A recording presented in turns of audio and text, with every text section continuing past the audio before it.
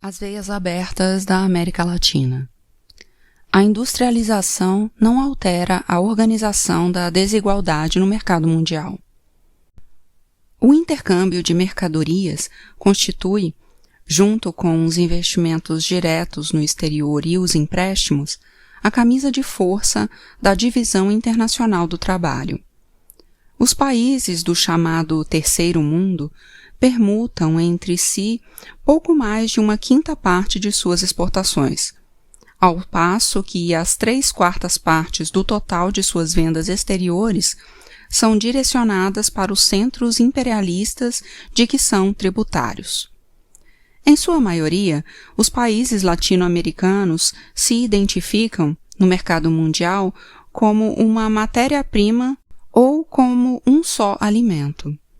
A América Latina dispõe de lã, algodão e fibras naturais em abundância, e conta com uma indústria têxtil já tradicional, mas participa em apenas 0,6% das compras de fios e tecidos da Europa e Estados Unidos. A região foi condenada a vender, sobretudo, produtos primários para dar trabalho às fábricas estrangeiras.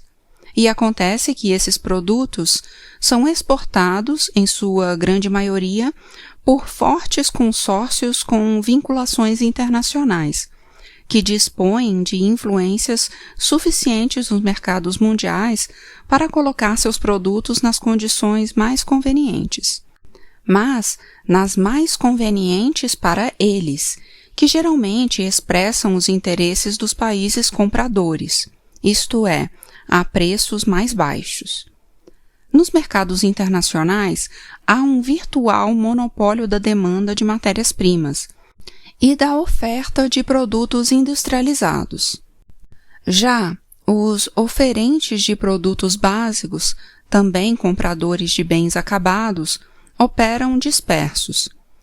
Alguns, fortes, atuam congregados em torno da potência dominante, Estados Unidos, que consome quase tanto quanto o resto do planeta. Outros, os fracos, operam isolados nos chamados mercados internacionais, o chamado livre jogo da oferta e de procura, e sim, uma ditadura, sempre em proveito dos países capitalistas desenvolvidos.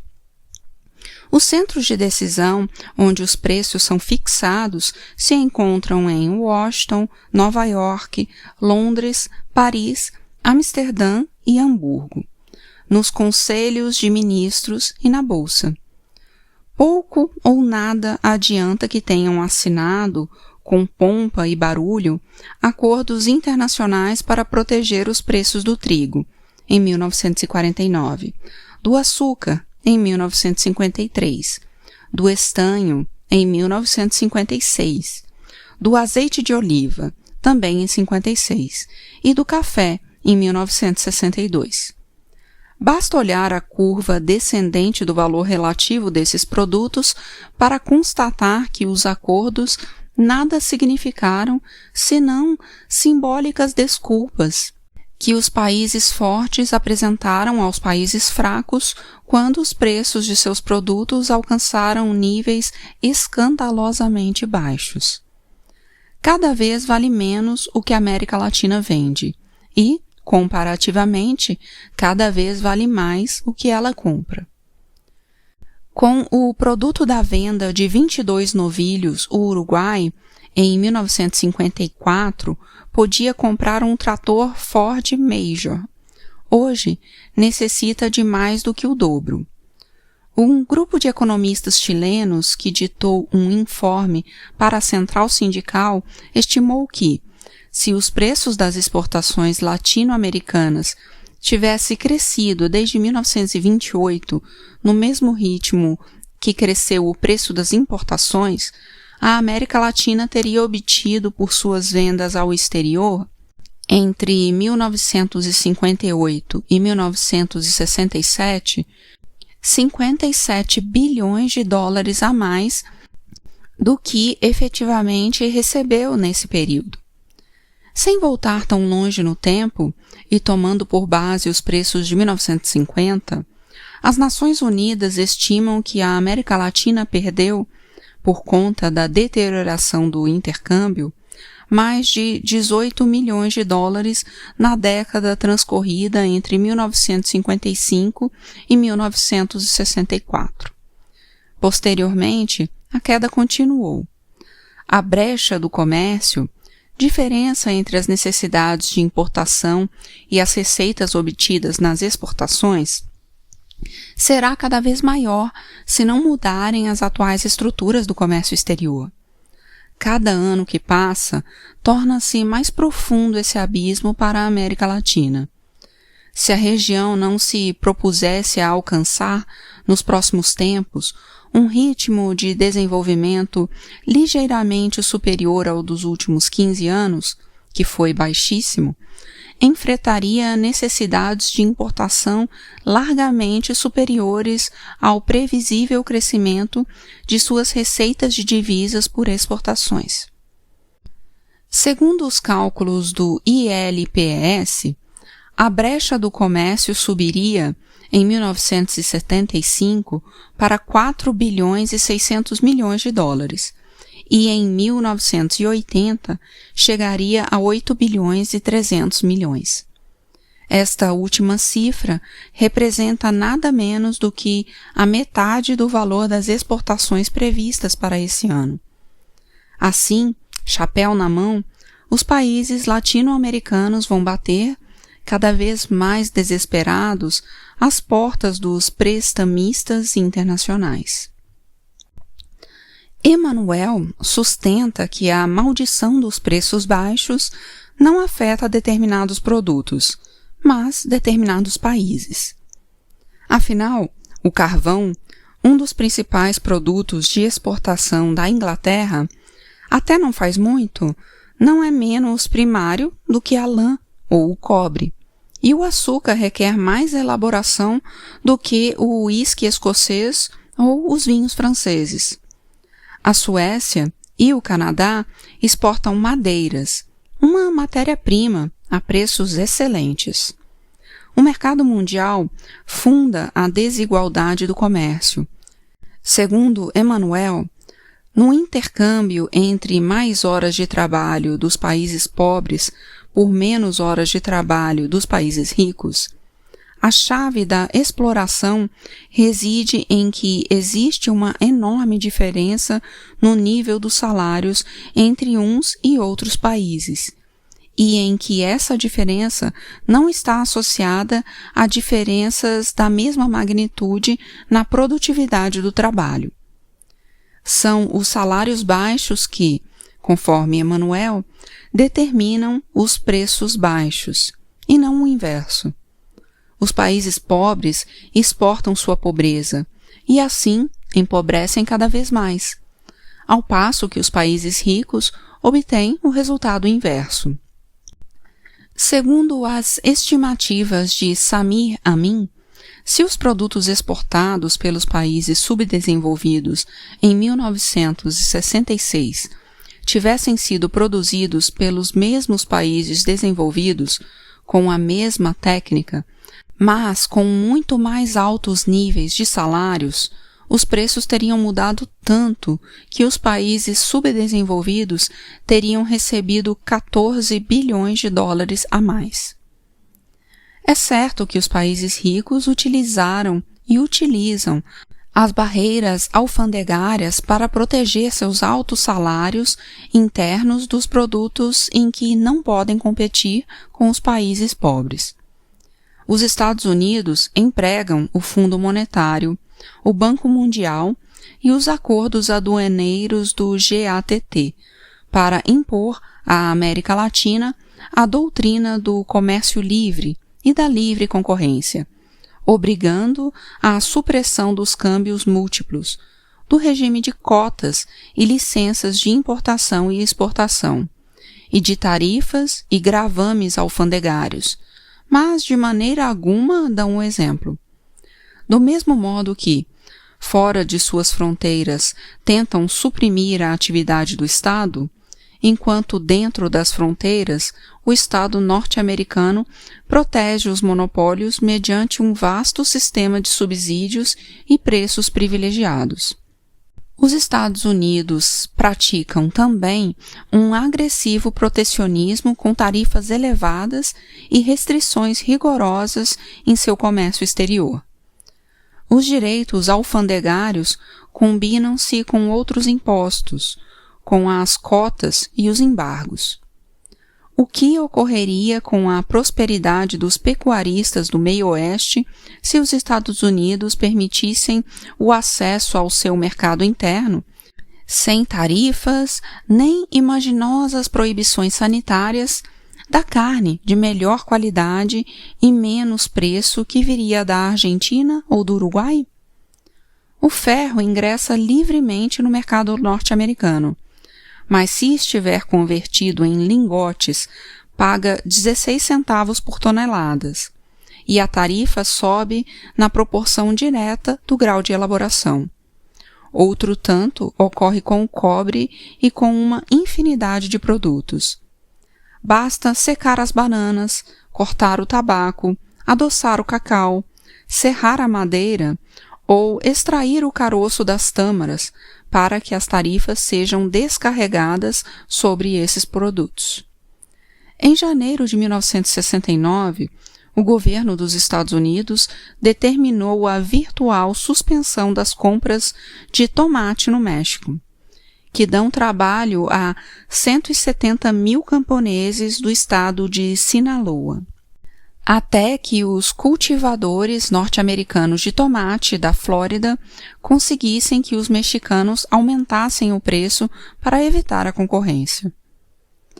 Mas a maior contradição entre a teoria e a realidade do comércio mundial eclodiu quando a Guerra do Café Solúvel, em 1967, tornou-se pública.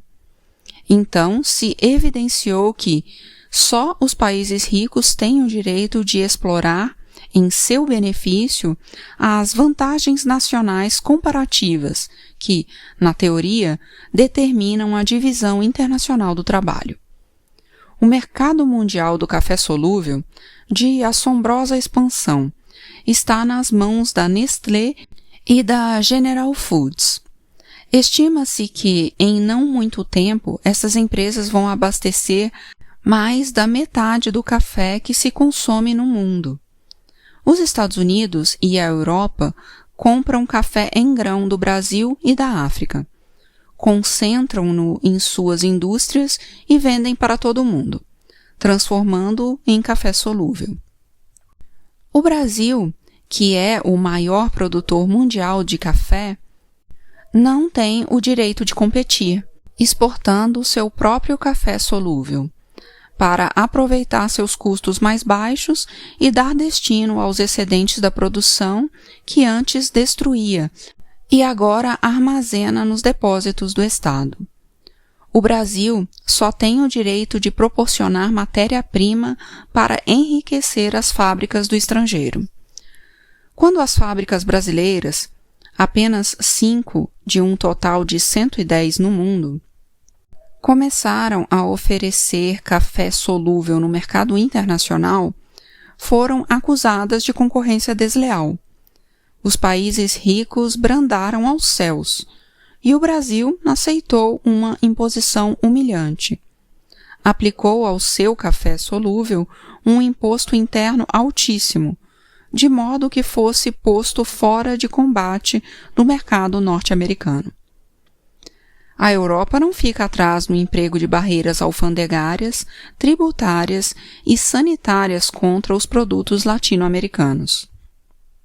O mercado comum cobra altos impostos de importação para defender os altos preços internos de seus produtos agrícolas e, ao mesmo tempo, subsidia esses produtos agrícolas para poder exportá-los a preços competitivos. Com o que obtém pelos impostos, financia os subsídios. Assim, os países pobres pagam aos seus compradores ricos para que lhes façam concorrência. 1 quilo de carne de lombo de novilho em Buenos Aires ou Montevidéu vale 5 vezes menos do que seu preço em Hamburgo ou Munique, pendurado no gancho de um açougue. Os países desenvolvidos querem permitir que lhes vendamos jatos e computadores, mas nada que estejamos em condições de produzir com vantagem. Queixa-se, com razão, um representante do governo chileno numa conferência internacional. Os investimentos estrangeiros nas indústrias da América Latina, em absoluto, não modificaram os termos de seu comércio internacional. A região continua estrangulando-se no intercâmbio de seus produtos por produtos das economias centrais. A expansão das vendas das empresas norte-americanas radicadas ao sul do Rio Bravo se concentra nos mercados locais e não na exportação. Ao contrário, a produção correspondente à exportação tende a diminuir. Segundo a OEA, as filiais norte-americanas exportaram 10% de suas vendas totais em 1962 e apenas 7,5% 3 anos mais tarde. O comércio dos produtos industrializados pela América Latina só cresce dentro da América Latina. Em 1955, as manufaturas compreendiam 1/10 parte do intercâmbio entre os países da área, e em 1966 a proporção tinha subido para 30%. O chefe de uma missão técnica norte-americana no Brasil, John Abink, antecipara profeticamente em 1950. Os Estados Unidos devem estar preparados para guiar a inevitável industrialização dos países não desenvolvidos. Isso se quer se evitar o golpe de um desenvolvimento econômico intensíssimo, fora da égide norte-americana. A industrialização, se não for controlada de algum modo, levaria a uma substancial redução dos mercados estadunidenses de exportação. De fato, acaso a industrialização, ainda que seja teleguiada de fora, não substitui com produção nacional as mercadorias que antes cada país tinha de importar do exterior? Celso Furtado adverte que, na medida em que a América Latina avança na substituição de importações de produtos mais complexos, a dependência de insumos provenientes das matrizes tende a aumentar. Entre 1957 e 1964, duplicaram-se as vendas das filiais norte-americanas, enquanto suas importações, sem incluir os equipamentos, multiplicaram-se por mais de 3. Essa tendência indicaria que a eficácia substitutiva é uma função decrescente da expansão industrial controlada por companhias estrangeiras. A dependência não se rompe, mas muda de qualidade. Agora, os Estados Unidos vendem, na América Latina, uma proporção maior de produtos mais sofisticados e de alto nível tecnológico. A longo prazo, opina o Departamento de Comércio, à medida que cresce a produção industrial mexicana, criam-se maiores oportunidades para exportações adicionais dos Estados Unidos. A Argentina, o Brasil e o México são muito bons compradores de maquinário industrial, maquinário elétrico, equipamentos e peças de reposição de origem norte-americana. As filiais das grandes corporações se abastecem nas casas matrizes, a preços deliberadamente caros. Referindo-se ao custo de instalação da indústria automobilística estrangeira na Argentina, Vinhas e Gastiazoro dizem neste sentido: pagando essas importações a preços muito elevados, giravam fundos no exterior. Em muitos casos, esses pagamentos eram tão expressivos que as empresas não só acusavam perdas, apesar do preço que cobravam pelos automóveis, mas também começaram a quebrar, esfumando-se rapidamente o valor das ações colocadas no país. O resultado foi que, das 22 empresas radicadas, sobraram atualmente 10, algumas à beira da falência. Para a maior glória do poder mundial das corporações, as subsidiárias dispõem, assim, das escassas divisas dos países latino-americanos. O esquema de funcionamento da indústria satelitizada em relação aos seus distantes centros de poder não se distingue muito do tradicional sistema de exploração imperialista dos produtos primários. Antônio Garcia sustenta que a exportação colombiana de petróleo cru sempre foi, estritamente, uma transferência física de óleo cru de um campo norte-americano de extração para os centros industriais do refino, comercialização e consumo nos Estados Unidos. E a exportação hondurenha ou guatemalteca de banana sempre teve um caráter de transferência de alimentos procedida por algumas companhias norte-americanas de certos campos coloniais de cultivo para áreas norte-americanas de comercialização e consumo. Mas as fábricas argentinas, brasileiras ou mexicanas, para citar apenas as mais importantes, também integram um espaço econômico que nada tem a ver com sua localização geográfica. Formam, com muitos outros fios, a teia internacional das corporações, cujas casas matrizes transferem os lucros de um país para outro, faturando as vendas por cima ou por baixo dos preços reais, segundo a direção que desejam dar aos seus ganhos. Recursos fundamentais do comércio exterior ficam, assim, nas mãos de empresas norte-americanas ou europeias, que orientam a política comercial dos países segundo os critérios de governos e diretorias alheios à América Latina. Assim como as filiais dos Estados Unidos não exportam cobre à União Soviética, nem à China, e não vendem petróleo para Cuba. Elas tampouco se abastecem de matérias-primas e maquinários das fontes internacionais mais baratas e convenientes. Essa eficiência na coordenação das operações em escala mundial, completamente à margem do livre jogo das forças do mercado, não se traduz, claro está, em preços mais baixos para os consumidores nacionais, mas em lucros maiores para os acionistas estrangeiros. É eloquente o caso dos automóveis.